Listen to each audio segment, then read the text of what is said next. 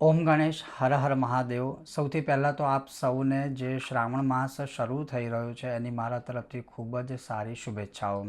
હવે આજ હું વાત કરવાનો છું એક રિયલ એક્સપિરિયન્સ અર્થાત સાધકના અનુભવ વિશે, અને શબ્દશઃ એમના જ શબ્દોમાં હું તમારી સામે એક એમના કહ્યા પ્રમાણેના અનુભવો શેર કરીશ।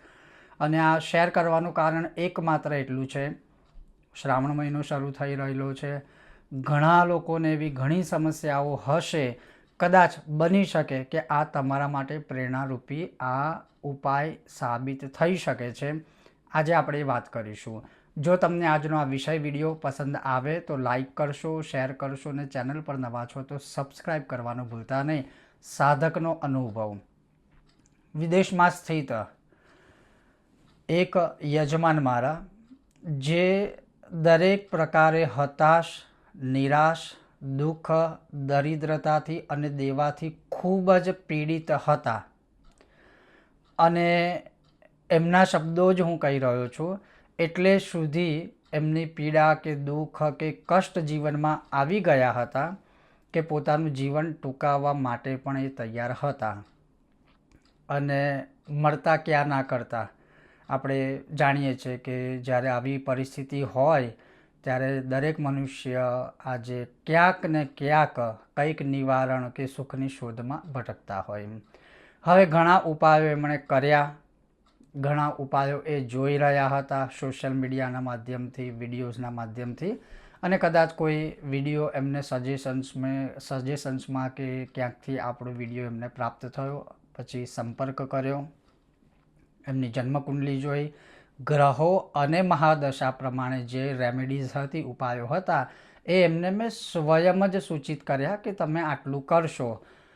હવે એ સમયે એમણે કીધું કે ગુરુજી તમે આ કરી દો, પણ હું આ દરેક બ્રહ્મદેવોને પણ કદાચ આ એક અનુભવના માધ્યમથી જણાવીશ કે આવી પરિસ્થિતિમાં મનુષ્ય હોય ત્યારે આપણે એવા કોઈ સરળ ઉપાય એમને સજેસ્ટ કરવા કે જે ખર્ચાળ ના હોય। હવે મેં એમને અમુક સહજ ઉપાય આપ્યા કે તમે પહેલાં આ ઉપાય શરૂ કરો, ભગવાનની આ ભક્તિ કરો, પણ એક પૂર્ણ શ્રદ્ધા સાથે, પ્રોપર સંકલ્પની સાથે, અને એકદમ વિશ્વાસની સાથે। વિશ્વાસો ફલદાયક। વિશ્વાસ હોય તો મનુષ્યને ફળ મળે ને મળે। કારણ કે એ સમયમાં કદાચ જો કંઈ હું વિધિ કરું તો માની લો હું છું કે મારી ટીમ છે કે ભૂદેવ છે, ચલો દક્ષિણા 1 રૂપિયો જ લઈએ, પણ હવે કોઈ પણ અનુષ્ઠાનમાં પૂજનની સામગ્રી વપરાતી હોય છે। ફૂલ થઈ ગયા, પૂજાની સામગ્રી થઈ ગઈ, ફળ ફળાદી થઈ ગયા, પ્રસાદ થઈ ગયા। હવે એ બધા તો અમને ફ્રીમાં કંઈ નથી આપવાના, તો આ પણ એક વસ્તુ ધ્યાનમાં રાખવી કે જ્યારે આવી સમય પરિસ્થિતિ હોય ત્યારે યોગ્ય માર્ગદર્શન કોઈને આપવું। હવે આ તો ટૂંકાણમાં વાત થઈ, હવે મૂળ વિષય ઉપર આપણે આવીએ।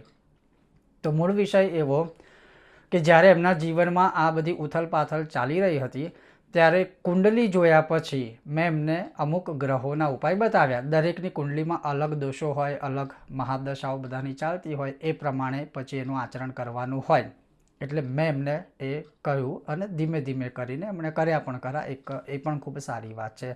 હવે આ બધાની સાથે મેં એમને એક પ્રયોગ સૂચિત કર્યો હતો, અને એ પ્રયોગ ખાલી એટલું જ મેં એમને કહ્યું હતું કે તમે રોજ શિવ દારિદ્ર્ય દહન સ્તોત્ર અને શેરડીના રસથી અભિષેક, આ 2 વસ્તુ તમારે, ચાહે દુનિયા ઊંધી છતી થઈ જાય પણ તમારે આ વસ્તુ છોડવાની નથી।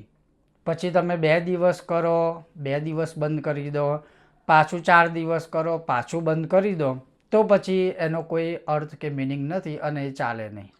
જો આપણે આપણા નિયમથી ચાલીશું તો કે ને નિયમથી ચાલે તો કુદરત પણ નમી જાય છે, તો ભગવાન આપણને ફળ આપે। અને આજે પ્રાતઃકાલે સવારમાં જ આ અનુભવ એમણે મારી સાથે શેર કર્યો। મને કીધું પણ ખરું કે ગુરુજી અવશ્ય તમે નામ લીધા વગર આ અનુભવ બધાની સાથે શેર કરજો। કદાચ મારા જેવા પરિસ્થિતિવાળા લોકો હોય કે જેને ઘોર અંધારામાં એક નાનકડા દીવડા જેટલું પણ અજવાળું પ્રાપ્ત થઈ જાય અને ધીમે ધીમે પછી આગળ જીવન સારું થાય, તો એમણે શું કર્યું હતું એ હું તમને કહું કે રોજ સવારે શેરડીના રસથી 16 પાઠ દારિદ્ર્ય દહન સ્તોત્રના અભિષેક કરતાં કરતાં એ રોજ આ પાઠ કરતા સવારે. મેં તો એમને 16 પાઠનું જ કહ્યું હતું, આ શેરડીના રસથી અભિષેકવાળું, પણ એમણે વિશેષ રૂપે સાંજે પણ શરૂ કર્યું. સાંજે અભિષેક નહીં કરતા એ, પણ ભગવાન શિવની સન્મુખ એક દીવો પ્રજ્વલિત કરી અને 16 પાઠ કરતા. સવારે શેરડીના રસથી અભિષેક કરતા, 16 પાઠ બોલતા બોલતા, અને પછી ભગવાનને શુદ્ધ જળથી સ્નાન કરાવે અને સરસ શૃંગાર કરે, ચંદન ભસ્મ, એ આખો એક વિષય પૂજાનો સવારનો. અને સાંજે રોજ સંધ્યાકાળ પછી અથવા એમના શબ્દોમાં કહું તો રાત્રિકાળ સુધીમાં એ નિત્ય આ પાઠ ખાલી કરતા, શિવજીની સન્મુખ બેસી. અને જ્યારે આ પાઠ કરતા ત્યારે એક જ એમનો સંકલ્પ, માનસિક શાંતિ, આ દુઃખ દરિદ્રતાનું નિવારણ થાય, દેવું મુક્ત થાય, જોબ નથી તો એમને જોબ પ્રાપ્ત થાય, અને આ બધી પરિસ્થિતિ સર્જાય ત્યારે ઘરમાં પણ ક્લેશ કલહ થાય તો એ શાંત થાય. બસ આ જ સંકલ્પ બંને સમય. અને ગઈકાલે એમને 94 દિવસ થયા, આજે લગભગ 95મો દિવસ છે, પણ આજે સવારે મારી સાથે અનુભવ શેર કર્યો. એટલે 94 દિવસમાં એમનો અનુભવ, 94 દિવસનો, સૌથી પહેલાં એમનું મન શાંત થઈ ગયું, માનસિક શાંતિ પ્રાપ્ત થઈ. રાત્રે ઊંઘતા નહોતા, હવે શાંતિથી ઊંઘે છે. મન સ્થિર નહોતું રહેતું, ક્લેશ કલહ અને આ બધું જે કહેવાય નેગેટિવ આખું વાતાવરણ, એ બધું જ દૂર થઈ ગયું. લગભગ એમના અનુભવ પ્રમાણે પ્રથમ 15-20 દિવસમાં તો આ વસ્તુ શરૂઆત થઈ ગઈ. પછી એમની પાસે જોબ નથી, સારા એવા ભણેલા ગણેલા, એમને સારામાં સારી જગ્યાએ અત્યારે જોબ મળી છે. અને એમના શબ્દોમાં એવું કે ગુરુજી, જોબ એટલી સારી મળી છે કે ધીમે ધીમે કરી અને જે દેવું થયું છે ને એ તરત તો નહીં, પણ ધીમે ધીમે કરી હવે એ દેવામાંથી મુક્ત થઈશું. કારણ કે જ્યાં સુધી જોબ નથી તો જે હતું એ પણ બધું ધીમે ધીમે ખતમ થવાના આરે હતું. એના લીધે ઘરમાં ક્લેશ કલહ બધું થતું હતું. જોબ સારી જગ્યાએ મળી ગઈ, જોબ મળી ગઈ એટલે હવે ઘરમાં ઓટોમેટિક જ કલહ ક્લેશ બધું ધીમે ધીમે શાંત થવા લાગ્યું. અને આ બધું જ ધીમે ધીમે થવા માંડ્યું. અને એમના શબ્દોમાં, અનુભવોમાં આ જો થયું છે તો એકમાત્ર શિવના કારણે, અને શિવજીનું આ દારિદ્ર્ય દહન સ્તોત્રના કારણે. અને આજે સવારે આ જ વિષય ઉપર મેં સોશિયલ મીડિયા, એટલે આપણું જે ચાલો સત્સંગ કરીએ પેજ છે ઇન્સ્ટાગ્રામમાં, એની ઉપર આ અનુભવ શેર કર્યો હતો. એમણે પણ આ વિડીયો જોયો હતો. અને પછી આજે મને એમણે પાછો ફોન કર્યો અને એ પણ કીધું કે ગુરુજી, આ તો હું અત્યાર સુધી કરી રહી હતી, બેન છે, મારા પતિ તો આમાં માનતા નહોતા, વ્યસન ઉપર ચડી ગયા હતા. હવે આજે જ્યારે એમનો પાછો ફોન આવ્યો ત્યારે કીધું, જે એમને કહેવાનું રહી ગયું હતું કે જે સાવ નાસ્તિક માણસ હતા એ પણ હવે આસ્તિક થયા છે, અને એ પણ ધીમે ધીમે હવે ભક્તિના માર્ગ તરફ વળી રહ્યા છે.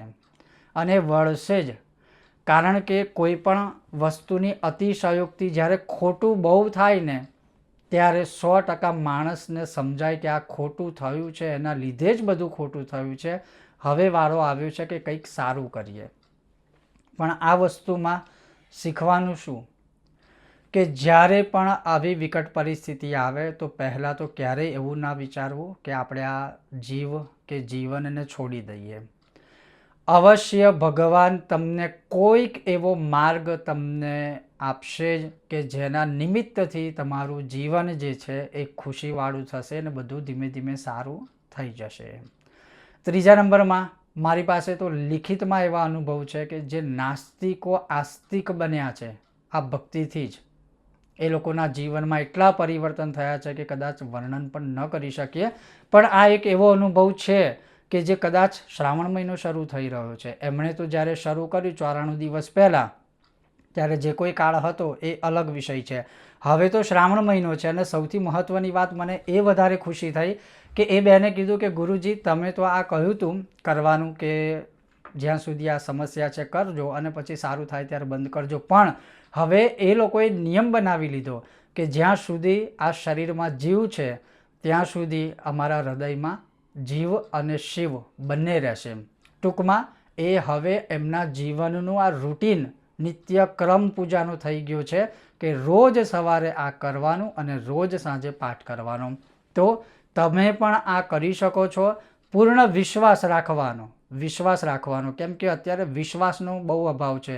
જેમ વિડીયો ટૂંકા થવા માંડ્યા ક્રિકેટની મેચમાં ટેસ્ટમાંથી 50 ઓવર ને 50માંથી 20 થઈ ગઈ છે. એમ હવે આપણામાં પણ ધીરજ ખૂટી રહી છે કે હવે થોડું કરીને બધું બહુ પ્રાપ્ત કરવું છે, પણ ભક્તિ માર્ગમાં એવું હોતું નથી. તમે ધૈર્ય રાખો, પરિણામ એની ઉપર છોડી દો. સારું કર્યું છે, સારું ફળ મળશે જ. અને કોઈ પૂર્વજન્મોના આપણા કોઈ કર્મોના કારણે આ ફળ ભોગવી રહ્યા છે, કોઈક પૂર્વજન્મોના કારણે, તો આના માધ્યમથી જ એ પાપોનો વિનાશ થવાનો છે. આટલું નિશ્ચિત યાદ રાખજો. આઈ હોપ કે તમને કદાચ આ શ્રાવણ મહિનો શરૂ થઈ રહ્યો છે, આ સરસ મજાનો એક અનુભવ તમારા માટે પણ જીવનમાં ખૂબ સાબિત થશે સારી રીતે.